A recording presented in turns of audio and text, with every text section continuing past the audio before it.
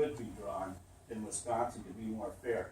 Being an educational cooperative, it's very difficult for myself and some of our staff to explain civic engagement and just the way the political machine works here in Wisconsin in the past few years, especially when we have other models like Iowa and other places where they're doing things differently.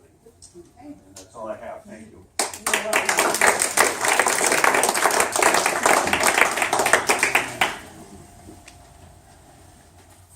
Okay, anyone else? Yes, sir. I'm Mike Lindsay from Eau Claire, and I have a written statement that I'd like to read from, and then I will give it to you so you'll have it in your hands. At this listening session, I want to express to you some of my concerns regarding the proposed 2017-2018 biennial Wisconsin budget.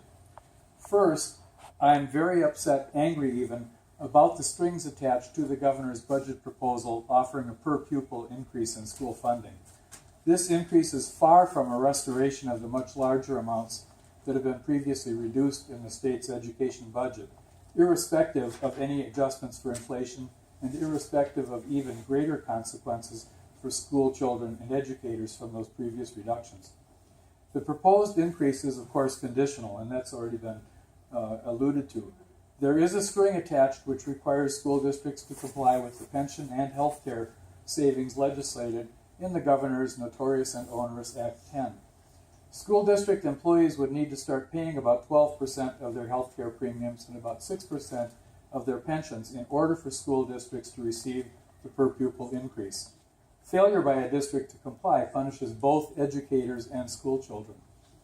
Moreover, there's once again the prospect for already inadequately compensated professional educators to suffer yet another net reduction in their earnings.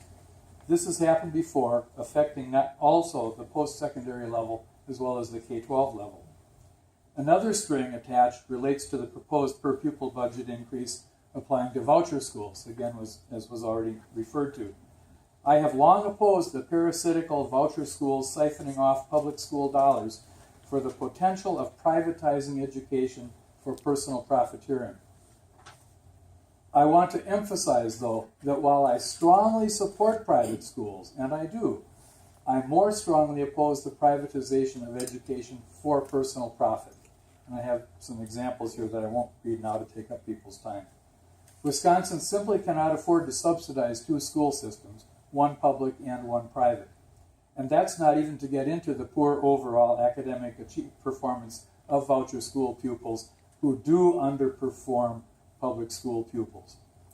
But I will note that for the 10-year span from 2004 to 2013, Wisconsin paid about $139 million to the 53 voucher schools that closed during that 10-year span and that had a median duration of just 3 years in existence, according to DPI data.